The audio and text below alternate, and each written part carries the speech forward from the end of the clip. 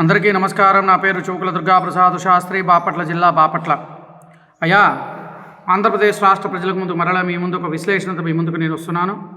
ఆ విశ్లేషణ ఏమిటి అంటే, ఈ వైఎస్ఆర్ కాంగ్రెస్ ప్రభుత్వం చెప్పుకుంటున్నారు కదా, ఏమని సాహసోపేతంగా మేము ఇన్ఛార్జీలు మారుస్తున్నాము, ఎవరు కూడా అంత సాహసం ఎవరు చేయరు, కానీ మేము చేశాము అని చెప్పేసి వీళ్ళు చెప్పుకుంటున్నారు కదా. చాలా సంతోషము. మేము ఇన్ఛార్జీలు మారుస్తున్నామని చెప్పని వీళ్ళు చెప్పుకుంటూ చేసుకుంటున్నారు. చాలా మంచిది. చిన్న ఉదాహరణ, ఒక ఉద్యోగస్తుడు ఏదైనా పొరపాటు చేస్తే వారిని సస్పెండ్ చేయడం కానీ లేదా ఇంకో ఊరికి ట్రాన్స్ఫర్ చేస్తూ ఉంటారు. అంటే అతను తప్పు చేశాడు అన్న ఉద్దేశం మీద. అదేవిధంగా ఈ యొక్క ఇన్ఛార్జీలను ఇట్లా మార్చుకుంటున్నారు అని అంటే మరి అక్కడేదో అవినీతి జరిగిందనే కదా దాని అర్థము. అవినీతి జరిగి అక్కడ వాళ్ళకి కావాల్సిన అవినీతి సొమ్మంతా కూడా దోచుకున్నారనే కదా దాని అర్థము. మీ పిల్లలు ఇంటర్మీడియట్ మరియు ఎంసెట్ చదువుతూ సబ్జెక్ట్స్లో కన్ఫ్యూజ్ అవుతున్నారా? కాన్ఫిడెన్స్ లెవెల్ తక్కువగా ఉందా? రిపీటెడ్ మిస్టేక్స్ చేస్తున్నారా?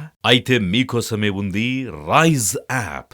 1 lakh question bank, performance analysis, online classes by experts, ఇంకా మరెన్నో ఫీచర్స్ తో మీ ముందుకొచ్చింది rise the perfect guide. Description లో ఉన్న లింకును ఉపయోగించి సబ్స్క్రైబ్ అవ్వండి. అంటే మా వాళ్ళు తప్పు చేశారు, దానికి నేను ప్రత్యక్షంగా అంటే జనానికి ముందు మా వాడు తప్పు చేశాడని ఒప్పుకోవటానికి ఇష్టం లేక పరోక్షంగానే వాళ్ళు తప్పు చేశాము అని చెప్పిన వాళ్ళు ఒప్పుకున్న మాట వాస్తవమా కాదా? రాష్ట్ర ప్రజలారా మీరు ఆలోచించండి. మరి ఇక్కడ కాదు, ఇక్కడ అవినీతి జరిగింది, ఇక్కడ తప్పు చేశాడు కాబట్టి నేను ఇతను పనికిరాడు, రేపొద్దున ఎలక్షన్లో నిలబెట్టినా గెలవడు అన్న ఉద్దేశం మీద ఆయన మార్చి ఇంకొక నియోజకవర్గానికో లేదా ఇంకొక ప్లేస్కో అక్కడికి వేశారు. అంటే దాని అర్థం ఏంటి? ఇంకక్కడికి వెళ్ళు, మళ్ళీ అక్కడ అవినీతి మళ్ళీ మొదలు పెట్టుకోవచ్చు మనము అని దాని అర్థం. కొత్త ఆయన తీసుకొచ్చి ఇక్కడ పెడతారు. అప్పుడు జనాన్ని ఎవరిని మోసం చేద్దామని ఈ విధంగా చేస్తూ ఉన్నారు. రాష్ట్ర ప్రజలారా మీరు ఒక్కసారి ఆలోచించండి, ఇది నేను చెప్తున్న మాట అవునా కాదా అని. వీళ్ళందరూ కూడా అసలు ఎట్లా చెప్పుకుంటున్నారు వీళ్ళు? జగన్మోహన్ రెడ్డి గారు సాహసోపేతమైన నిర్ణయం చేయడం అంటే ప్రతిష్టాత్మకంగా ఎవరూ చేయని ముఖ్యమంత్రి కూడా మా ముఖ్యమంత్రి చేశాడు, ఇన్ఛార్జీలు మారుస్తున్నాము అని చెప్పేసేసి మేము సాహసోపేతమైన నిర్ణయం చేశామని చెప్పుకుంటూ ఉన్నారు.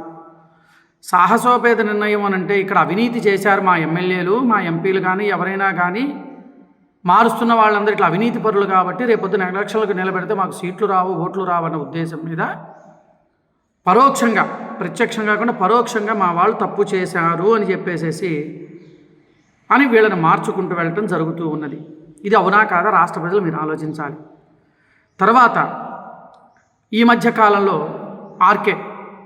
ఆళ్ళ రామకృష్ణారెడ్డి ఉరఫ్ ఆర్కే గారు, నేను ఎమ్మెల్యే పదవికి రాజీనామా చేస్తున్నాను, నాకు సరైన గౌరవం లేదు అని చెప్పుకుంటూ ప్రెస్ మీట్లు చెప్పుకొని వచ్చాడు. అదే ఆర్కేని కొన్ని ప్రశ్నలు అడుగుతున్నా రాష్ట్ర ప్రజల తరఫున కానీ, ఒక సామాన్యుడైన ఇది కానీ. అతను నా నియోజకవర్గం కాదు, నేను అతని నియోజకవర్గం కాదు, అయినప్పటికీ కూడా కొన్ని ప్రశ్నలు అడుగుతున్నా. ఇది ప్రతి ఒక్క రాజకీయ నాయకుడు కూడా ఇది వర్తిస్తుందని నేను అనుకుంటున్నా. మరి 4.5 సంవత్సరాల్లో మంగళగిరి నియోజకవర్గానికి సంబంధించిన ఒక ఎమ్మెల్యేగా మీరున్నారు. జగన్మోహన్ రెడ్డి మాకు డబ్బులు ఇస్తానని చెప్పని ఇవ్వలేదు, అందువల్ల మేము అభివృద్ధి పనులు చేసుకోలేకపోయాము, ఆ ఆస్తులు చేసుకున్నామని చెప్పేసి చెప్పడం జరిగింది. నేను కొన్ని పత్రికల్లో చూడటం జరిగింది. నేను మిమ్మల్ని ప్రశ్నలు అడుగుతున్నా, ఒకటే ప్రశ్న మిమ్మల్ని అడుగుతున్నా. మరి మీరు 4.5 సంవత్సరం నుండి అభివృద్ధికి మీకు డబ్బు ఇవ్వనప్పుడు మీరు పార్టీకి ఎందుకు రాజీనామా చేయలేదు? అయ్యా, నేను ప్రజలకు సేవ చేస్తా కానీ నా దగ్గర డబ్బు ఎక్కడుంది నేను పెట్టడానికి, మీరు ఇస్తానని ఇవ్వలేదు కాబట్టి నేను సంవత్సరం అయిపోయినా కూడా నేను పార్టీకి రాజీనామా చేస్తున్నాను, నా వల్ల కాదు, నేను ప్రజలకు నేనేం సమాధానం చెప్పుకోలేకపోతున్నాను అని మీరు చెప్పి ఆ రోజునే మీరు పార్టీకి రాజీనామా చేయలేదు? ఆ ఎమ్మెల్యే పదవిలో ఉండి ఆ ఎమ్మెల్యేకి వచ్చే జీతం కానీ బెనిఫిట్స్ కానీ ఇవన్నీ కూడా మీరు అనుభవించి ఇంకొక 3 నెలల్లో ఈ యొక్క 2 నెలలు లేదా 3 నెలల్లో గవర్నమెంట్ డిజాల్వ్ అయిపోతుంది, అంటే ఎలక్షన్ వస్తుంది కాబట్టి ఇప్పుడు చెప్పుకొని మనం బయటికి వెళ్ళి మళ్ళా సింపతి సంపాదిద్దామని జనాన్ని మోసం చేద్దామని ఆర్కే గారు మీరు బయటకు వస్తుంది. మరి ఈ 4.5 సంవత్సరాలు మీరు ఏం చేశారు? మరి అప్పుడు మరి మీ నియోజకవర్గానికి మీకు నిధులు రానప్పుడు మరి ఆ రోజున మీరు పార్టీకి రాజీనామా చేయొచ్చు కదా. ప్రతి ఒక్కళ్ళు ఇట్లానే చేస్తూ ఉన్నారు. అంటే ఈ ఎలక్షన్ రాగానే ఏ పార్టీ గెలుస్తుందా అని వీళ్ళకి ఊహలు రాగానే నెమ్మదిగా దాని మీద ఏదో వంక పెట్టేసేసి ఆ పార్టీలకు వెళ్ళిపోవటం, ఆ పార్టీల మీద విమర్శ చేయటం అనేది సర్వసాధారణంగా జరుగుతున్న విషయం.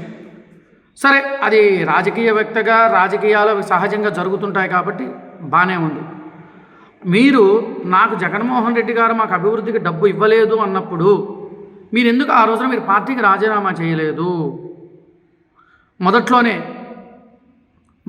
మీరు రాజీనామా చేయొచ్చు కదా. అయ్యా, మీరు ఇస్తానన్న నిధులు మీరు ఇవ్వకపోవటం వల్ల ప్రజలకు నేను సమాధానం చెప్పలేకపోతున్నాను కనుక నేను పార్టీలో కొనసాగే అర్హత నాకు లేదు అని చెప్పి మీరు ఎందుకు రాజీనామా చేయలేదు? 4.5 సంవత్సరం అయిపోయి ఇంకొక 3 నెలల్లో మళ్ళా కొత్త ఎలక్షన్లు వస్తున్నాయి. మళ్ళీ ఏం జరుగుతుందో అనే భయంతో మళ్ళీ నేను ప్రజల దగ్గర రాజకీయాల్లో నిలబడాలి కాబట్టి, మనము బయటికి వెళ్ళాలి కాబట్టి, ప్రజల్ని మళ్ళీ మోసపూరితమైన మాటలు చెప్పుకుంటూ మనం బయటకు వెళ్తే మన మీద సింపతి వస్తుందని చెప్పిన ఉద్దేశం మీద చెప్పుకొని ఈ రోజున మీరు బయటకు వస్తున్నారు. రాష్ట్ర ప్రజల మనం ఆలోచించాల్సింది వాళ్ళు కాదు మనం తెలివి తక్కువ వాళ్ళం.